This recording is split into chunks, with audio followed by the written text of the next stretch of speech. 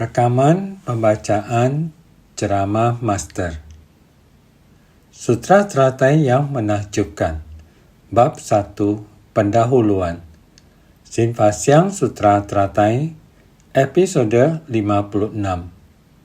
Senantiasa tercerahkan dan tidak mundur lagi dari batin pencerahan.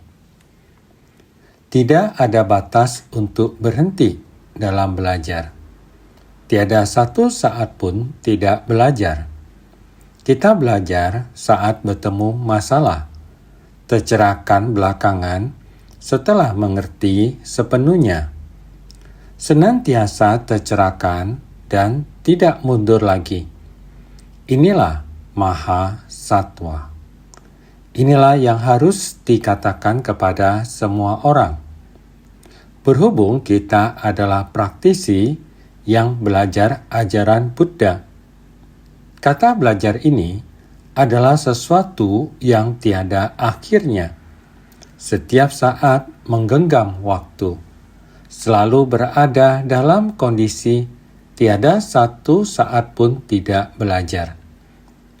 Sudah sering mengatakan kepada kalian semua, dalam kehidupan kita sehari-hari, baik itu orang, masalah, ataupun benda. Tiada yang bukan merupakan objek untuk dipelajari.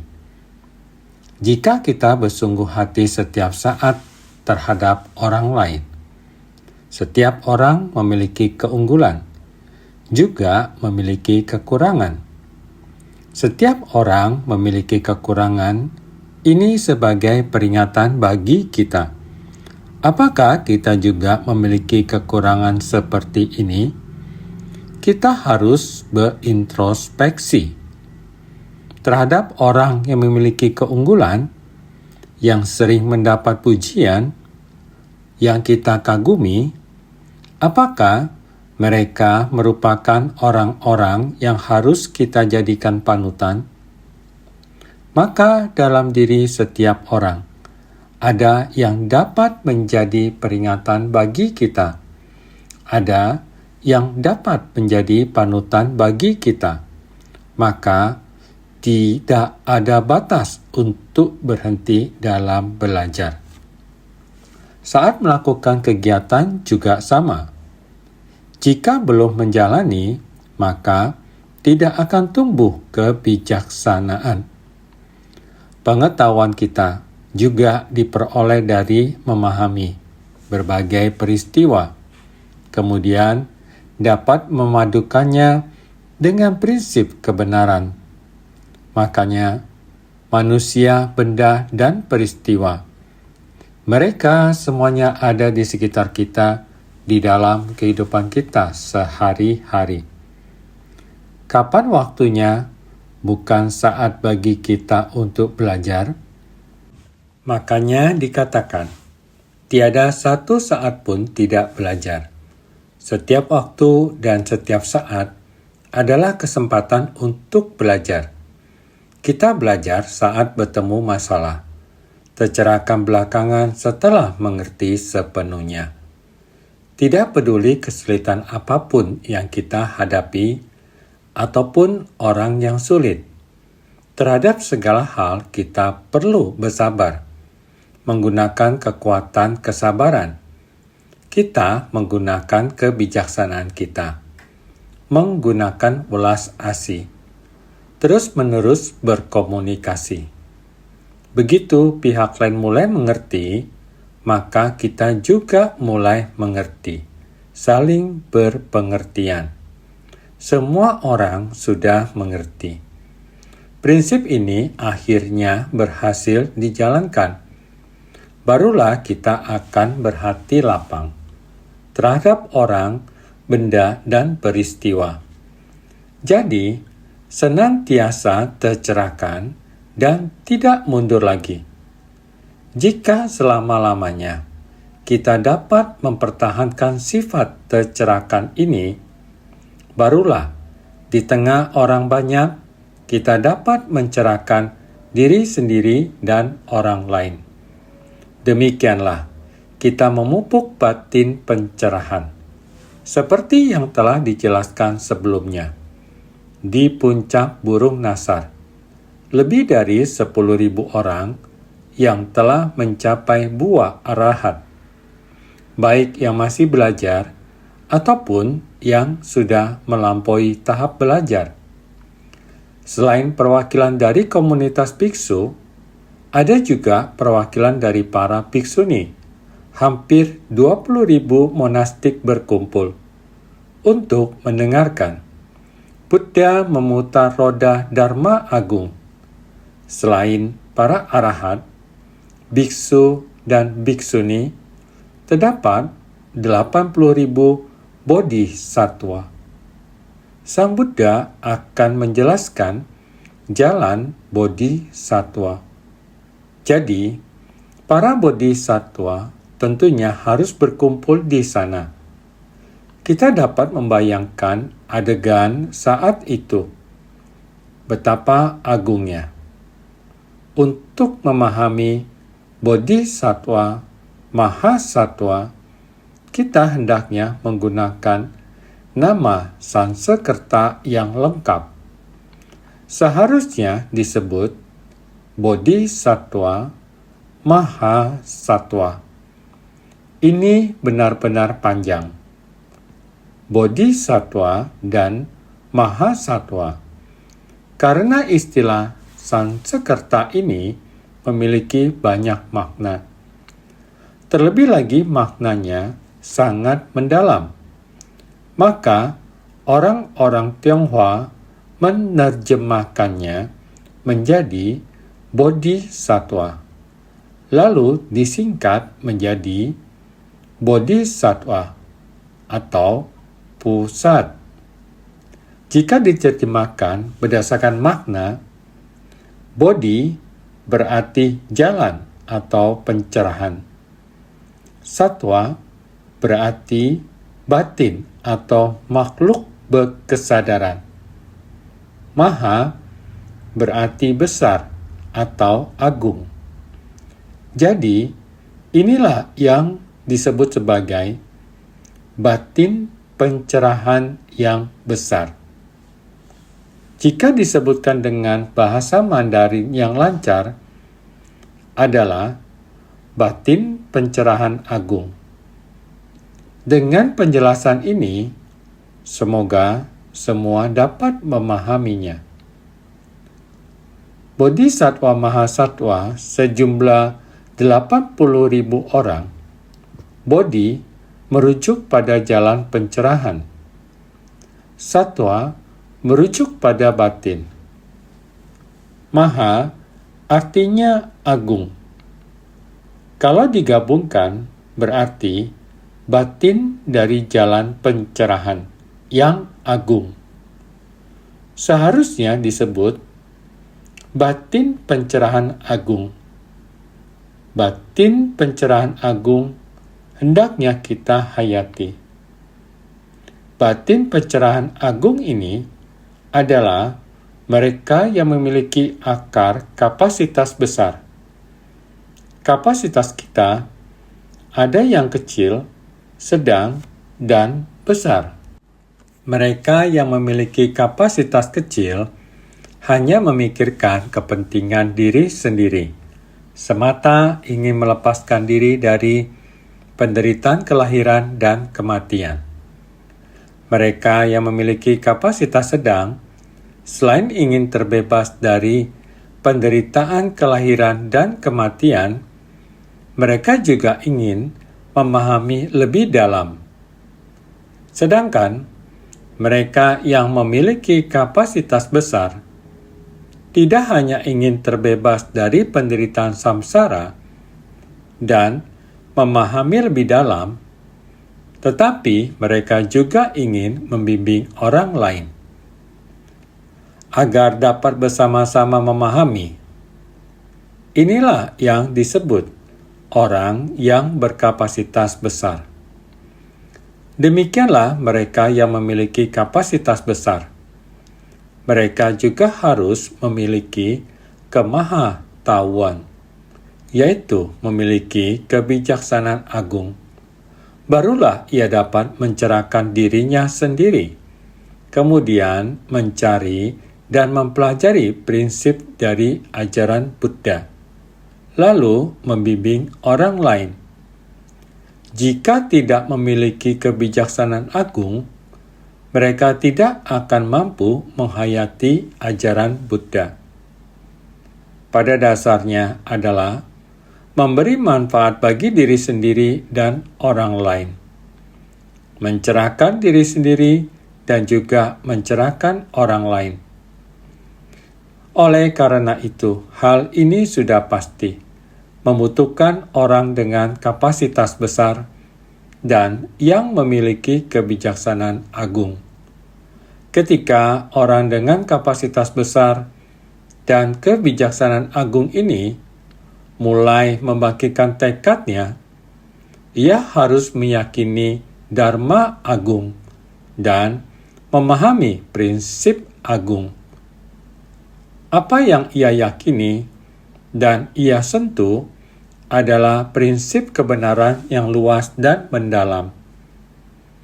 Bukan hanya ajaran tentang bagaimana membebaskan dirinya sendiri. Tidak demikian. Apa yang harus ia pahami adalah sesuatu yang tidak hanya ia harus pahami sendiri, tetapi prinsip kebenaran yang juga dapat ia sampaikan kepada orang lain.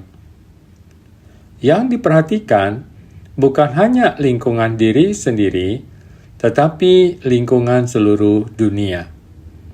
Inilah yang disebut mempercayai Dharma agung, memahami prinsip agung, juga menumbuhkan tekad agung dan melatih praktik agung.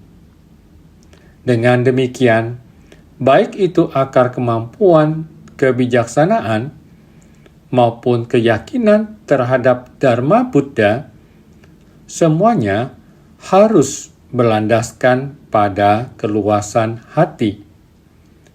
Maka dari itu, kata agung berarti harus memiliki kelapangan dada seluas jagat raya, menyatu dengan langit dan bumi, serta seluruh alam semesta.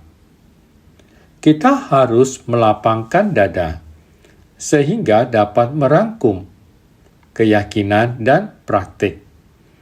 Karena itu, kita perlu memahami bahwa Dharma Buddha sejati adalah prinsip kebenaran agung alam semesta, mencakup prinsip kebenaran agung seluruh jagat raya.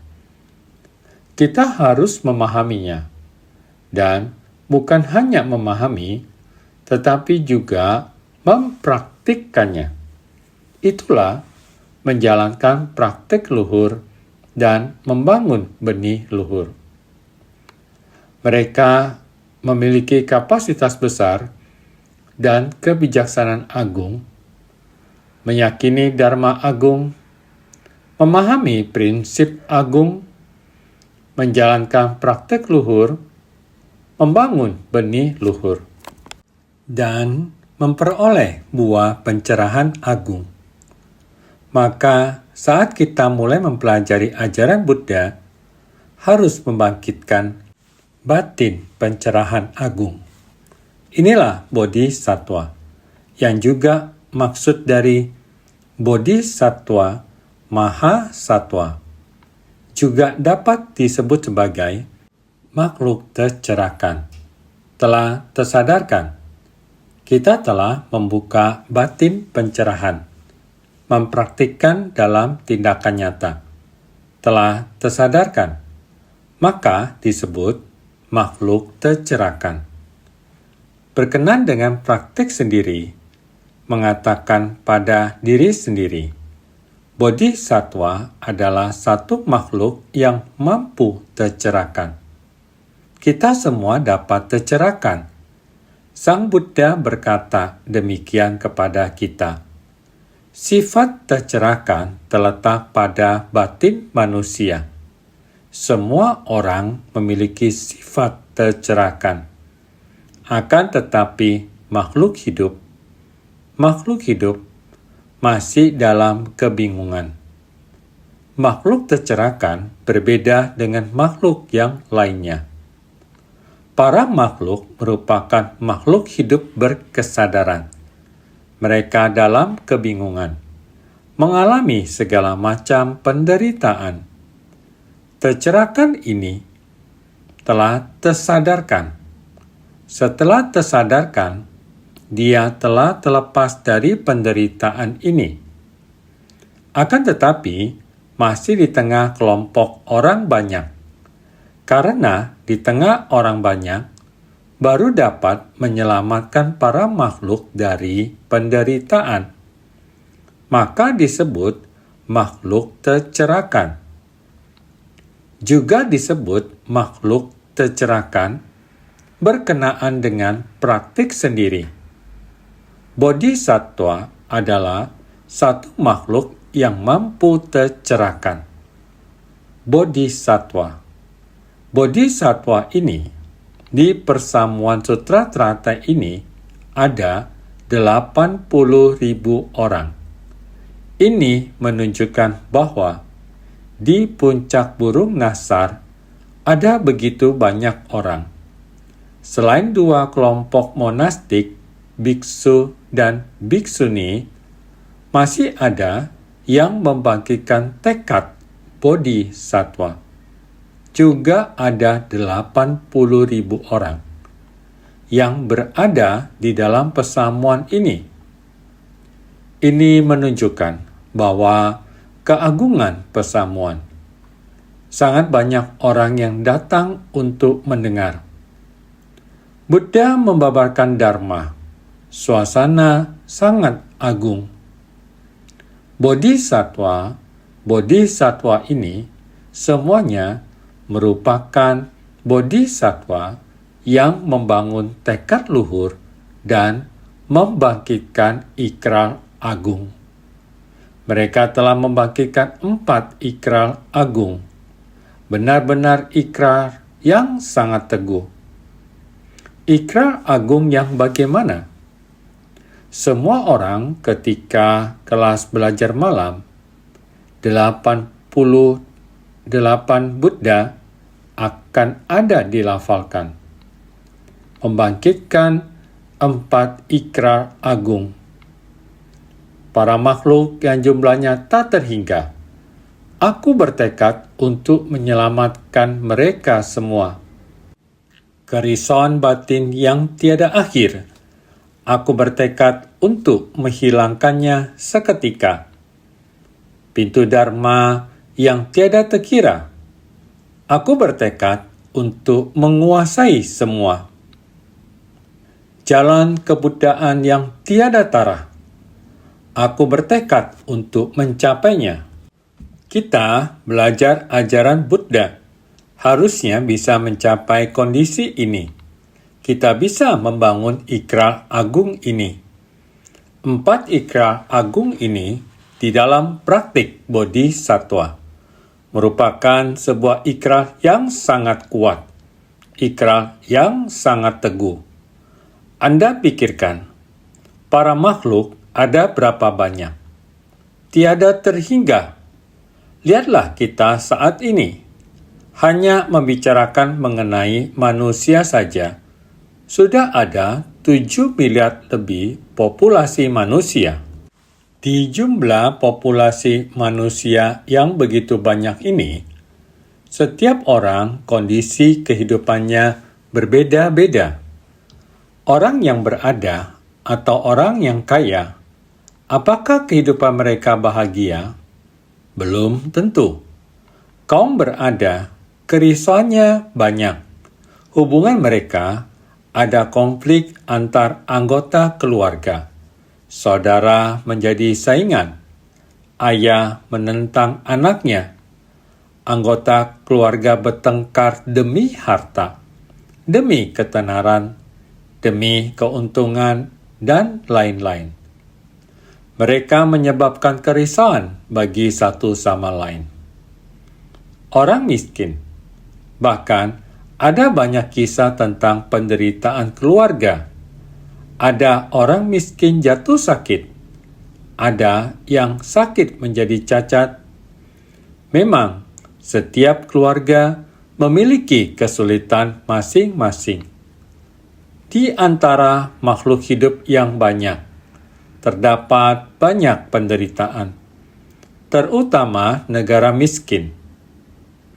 4 unsur utama alam selalu tidak selaras, mengakibatkan topan, banjir, gempa, dan lain-lain. Bencana terjadi terus-menerus. Contoh, di Haiti, pada tanggal 12 Januari tahun 2010, gempa yang berlangsung beberapa detik mengguncang bumi dengan skala 7. Sudah membuat Haiti menjadi puing-puing reruntuhan. Penduduk di sana begitu menderita, tidak memiliki tempat tinggal. Pada dasarnya, negaranya sudah sangat miskin. Listrik juga putus dan tidak memiliki minyak. Jadi, tidak ada listrik dan air. Air minum mereka berasal dari bawah tanah. Coba pikir, tidak ada listrik dan minyak. Air di bawah tanah juga tidak bisa dipompa. Ini semacam lingkaran keburukan. Manusia butuh makanan untuk dimakan. Manusia juga butuh pembuangan secara fisiologi. Semua sudah runtuh. Tidak ada rumah lagi. Coba kalian pikir. Buang air kecil dan besar di mana saja. Dan yang lebih parah lagi, jenazah mereka tidak dapat dibawa keluar. Mereka terkubur semuanya di bawah reruntuhan. Coba pikirkan, mayat yang sudah digali sebaiknya dibakar di tempat atau dibuatkan kuburan massal di dekatnya. Terkubur seluruhnya dalam lubang seperti ini. Tidak ada cara untuk menggalinya dan tidak ada cara yang tepat untuk menguburnya.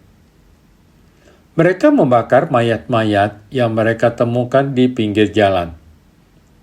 Kalau dipikir-pikir lagi, periode itu hampir 2 bulan. Neraka di dunia. Sungguh tidak tega. Anda berpikir, para makhluk hidup ini, siapa yang akan menolong mereka? Hanya bodhisatwa. Bodhisatwa yang tidak takut susah. Jadi, para makhluk yang jumlahnya tak terhingga. Aku bertekad untuk menyelamatkan mereka semua.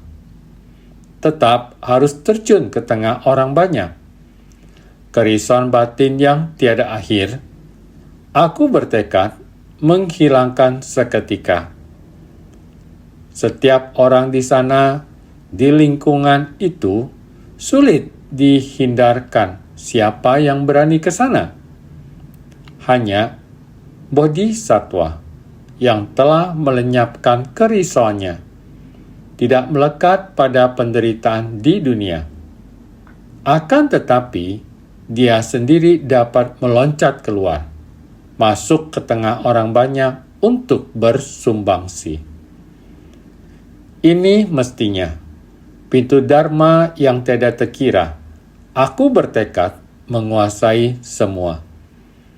Telah memahami pintu Dharma, karena dia mempelajari ajaran besar, sehingga melakukan praktik luhur. Dia bersedia ke sana.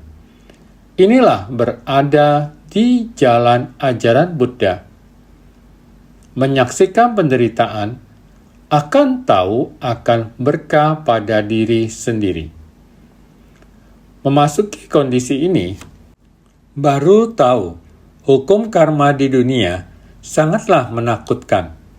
Dengan sendirinya, dia akan menyaksikan kondisi ini, yang akan semakin mengukuhkan kepercayaannya, mengokohkan ikrar dan praktiknya. Saudara sekalian, kita mempelajari agama Buddha. Belajar agama Buddha yang paling penting adalah harus membangkitkan tekad luhur, harus mempraktikkan tindakan agung. Ini yang paling penting dalam mempelajari agama Buddha, sehingga tidak ada batas untuk berhenti dalam belajar. Tiada satu saat pun tidak belajar. Kita belajar saat bertemu masalah, tercerahkan belakangan setelah mengerti sepenuhnya. Senantiasa tercerahkan dan tidak mundur lagi. Ini barulah benar-benar bodhisatwa agung. Sehingga kita, setiap orang, harus senantiasa bersungguh hati.